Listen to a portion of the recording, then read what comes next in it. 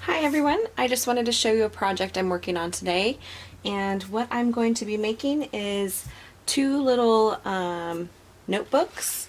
I'm making them by scratch. So for the outside we're going to make it look like this. It's the honeycomb pattern here. And what I like to do a lot of times is use up my scrap papers, and I don't throw anything away because I might use it later.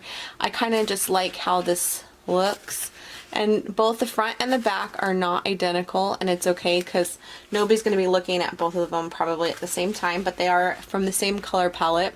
So I have this one that I've already started. This is my example, and then I went ahead and cut out paper, and I just used lined paper that you can buy at any Staples or whatever store that you want to purchase at. I think this paper I've had since I was a kid myself, so that was many years ago, and I just went ahead and cut it down. There is the pink line there, but that's okay. You can just write across the whole thing if you want.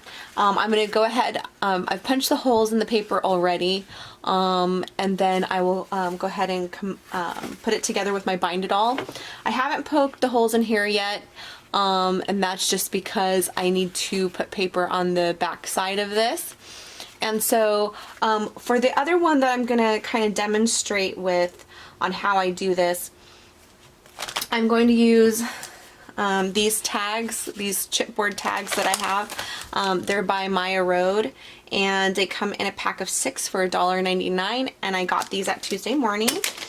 And so I'm going to make a mini album with this, or a mini notebook I should say. This one is actually, I'm going to put a tie or something in here and have it open like this. Or you can like flip it over and, you know, write on it and then tie it back shut. So that's what I'm going to use for the example today, and just show you how I go ahead and put the little honeycomb shapes on there. And I went ahead and cut out a whole bunch of them out of scraps, and I kind of stuck in the teal and tan scraps color palette. And so what I do is I just go ahead and take my board and I take my stencil, and this stencil that I use to trace is Heidi Swap. And so what I can do is just look on here and kind of see how I want something. I don't want anything too close to the edge right here, because then you have to have really small pieces. But I am also not going to have this space in there. I'm going to put them touching each other. So I just kind of eyeball it to make sure that none of the spots are too small. And I always start kind of randomly, or just kind of line this up and start with a spot here and work my way out. It works easiest that way, and I'll show you that here. Okay, so we're gonna go ahead and continue to glue on our pieces. And the reason I like to do this is because I don't like to use, I don't like to throw away all my scrap pieces of paper. And I think that when you're done, it can look really cute. And so, you know, I like to use things up. So I'm just randomly grabbing different colors. And if you want to, if it makes it easier, you can line up the different tiles like in an order, and then just keep grabbing from the order and working your way down. But I kind of like to do it a little organically and just random. So I just keep grabbing them.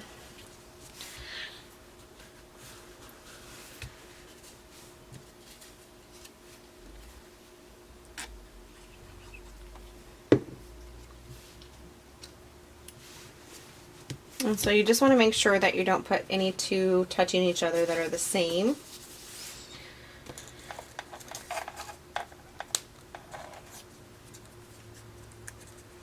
And that's it. You just keep going, and usually while I'm doing this, I watch a movie or listen to some music, or, you know, just all depends on what I'm feeling in the mood for.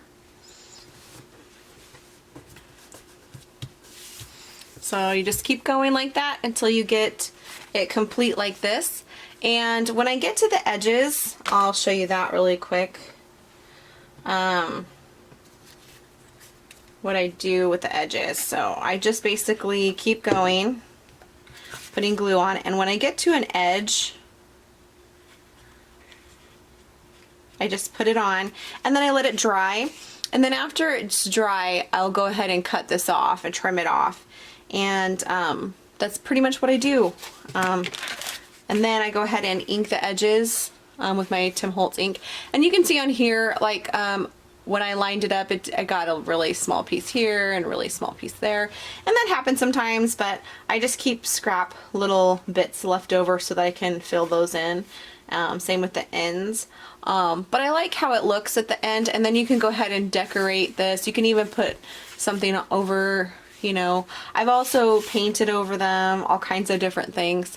So anyways, I hope you like this design. I hope you like this idea. I'll get back with you as soon as I've got these books put together and when I go ahead to start decorating them. So now I have my holes punched in it, and I can go ahead and put the covers on.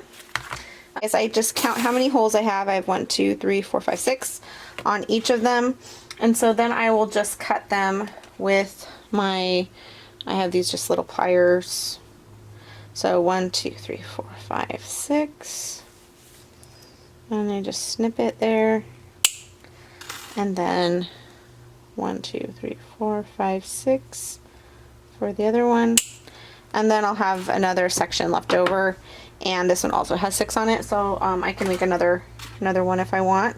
So the key with the bind it all is to take your book and decide which one you want as the front. And I think I like this side the best of the two. So you take the back and you just rotate it around like that. And then you put just this thing through here like that. And then you stick it in here, and let's see, I have it set up for the 1 inch, or nope, ½ inch. So,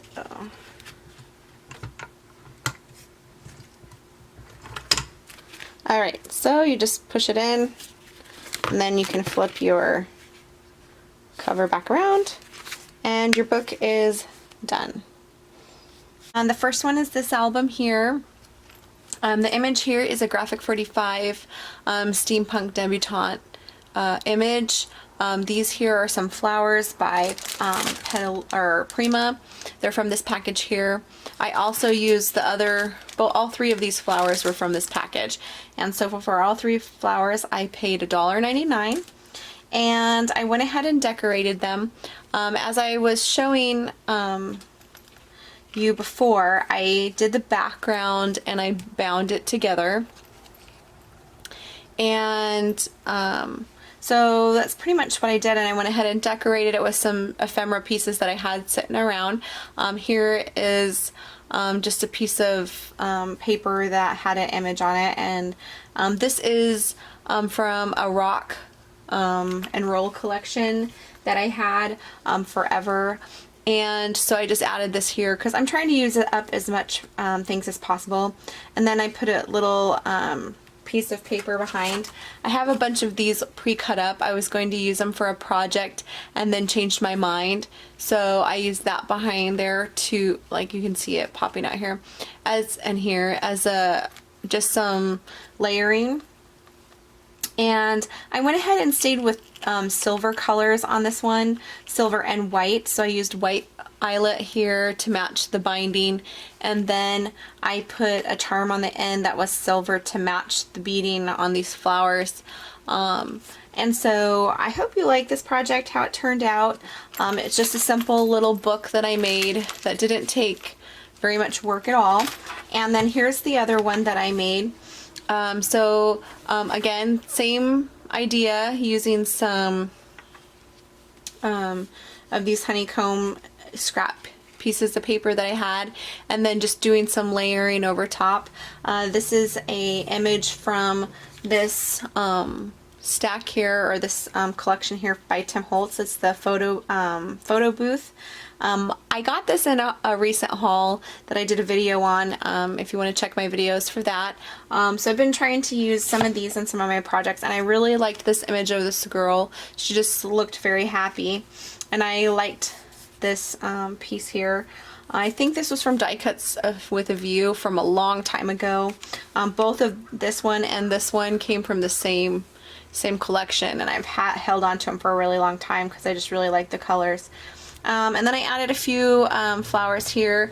Those are by Petaloo. I got these a long time ago, and I've been just trying to use those up. And this is just a metal piece. And then this here also was from Die Cuts with a View. Just one of the, like a little tag that I had.